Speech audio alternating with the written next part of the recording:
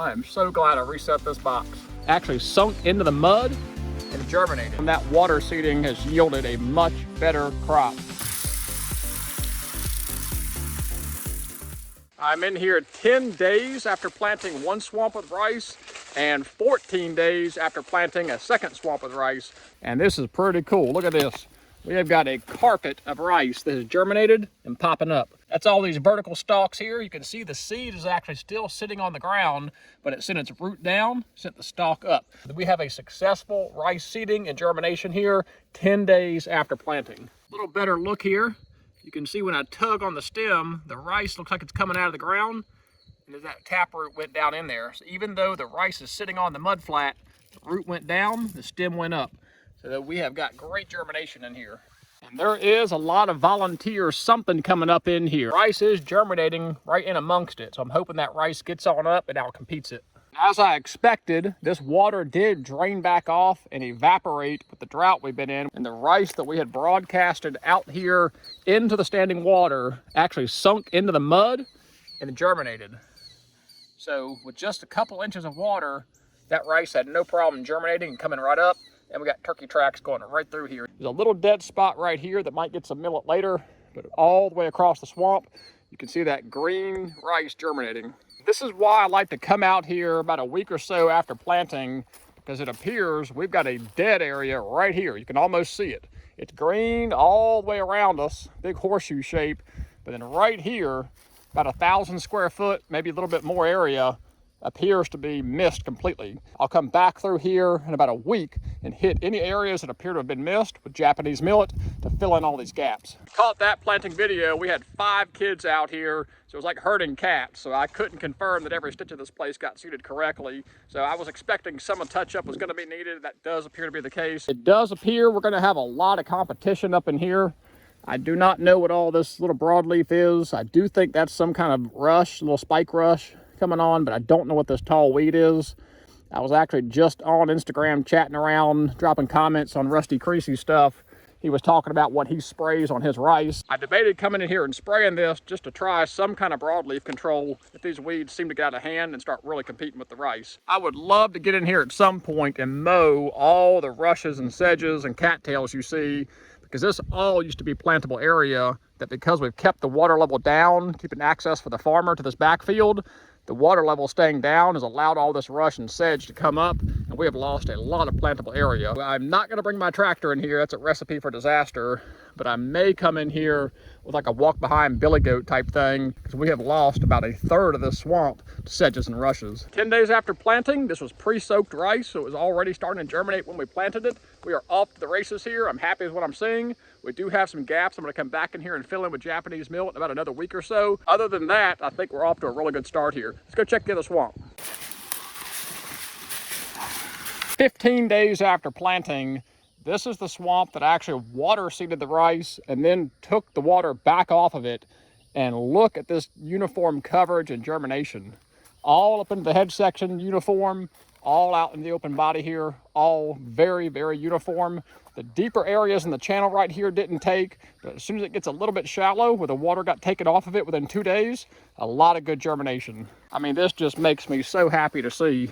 Now, we did plant Japanese millet up here 2 years ago and a little bit more last year, so we could have some volunteer in here that's tricking me. I put 50 pounds on a little under half an acre, so I went pretty heavy up here, so that would match what I'm seeing right here. You can see a little bit of that rice still down in here. If you pull that out, there it is. You can see the little piece of rice in there. Nice big stalk. That tells you this is all rice right here. I almost didn't plant this swamp this year. I was going to leave it full to try and hold more ducks, but now that I know we've got a couple other ponds on the property we can keep full, I wasn't as worried about that, and I am so glad I planted this, because we have a bunch of rice 2 weeks after planting. Hands down, that water seeding has yielded a much better crop. So for you guys that have watched the older videos where I drained it down, seeded it, I am backtracking on that and going to affirmatively say today that water seeding the rice, you don't have to soak it, so you can actually spread it out dry, which is really nice. Spreading out dry rice into standing water, then pulling the water back off of it within a couple of days is the way to go. We have got much better coverage and much better germination, and it was really easy floating that bin around all up in here, just floating that 50 pounds of rice with me. I didn't have to carry a really heavy bucket with me, so I am very, very pleased with the water seeding. And I am going to fertilize this today. That's why I brought one bag of 3400, give it a little extra bump. I think we're gonna have us a really nice stand of rice up here.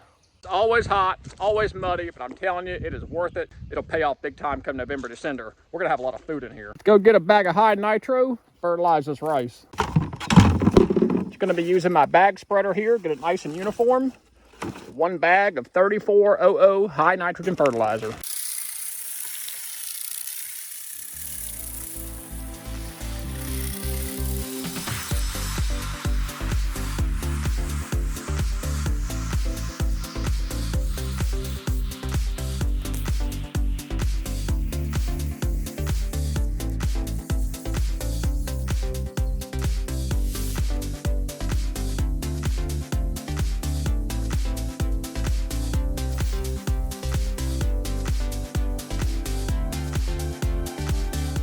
Quick and easy, 50 pounds of fertilizer spread on this upper end. Now we're gonna go down to the dam and check our water control structure because a little beaver, I think, has snuck in through my wire. I saw a little mound of mud when I was walking by down there. So we gotta go button up our fence a little bit. And this is the tom turkey that gave me the slip this year. He hammered and hammered and hammered down in here. He would not leave a hen and I had to go to work. I did not have time to wait him out. But he survived, but he is smart now. Now I did not seed this far down. I think we've got some volunteer from last year coming in. This was planted in rice and it also got a dusting of millet one year. So I'm not sure which that is, but I do think we got volunteer. And there goes the hen wood duck. It's always a good sign we're out here working and the wood ducks are flying around. Like I mentioned a minute ago, a rascally little beaver is getting in here somehow. I think it's probably that little corner over there where it's flared open, and I see a track over there. Yeah, they brought it up a good couple inches. We're gonna get some water moving. Definitely coming around this corner right here. I can see their little belly slide and a few tracks. I'm gonna button that up right there.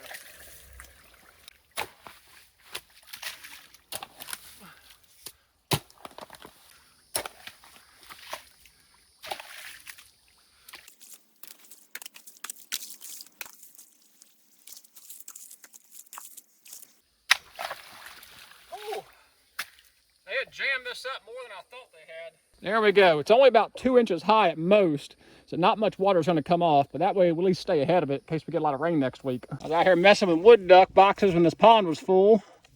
I dropped that guy. Speaking of boxes, well, sorry girl. I was out here 10 days ago and nobody was in this box, not even a sign of anybody in this box. Sorry about that. It's a bad look, I know. But she went and landed in that tree right there, so she'll be back. Since I bumped her, let's take a look. Oh yeah. I am so glad I reset. They're warm where she's sitting. I am so glad I reset this box. 2 boxes have been used twice. I am so glad I cleaned them out. Feel kind of bad about that. Got pretty casual. Normally I'll knock on the box. This time I just figured 10 days ago nobody had even looked in it, and it is now first week of July, and we got a bird sitting on eggs. So it tells you, clean your boxes out. You can get 2 nestings at least. So I hate I bothered her. Let's get out of here.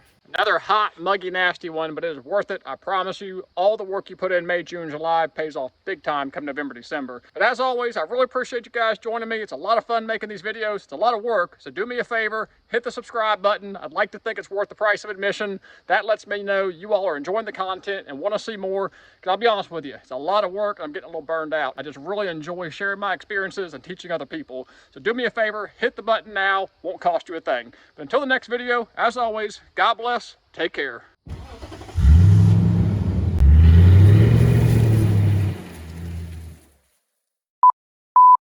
I know, I'm a dork. I couldn't resist.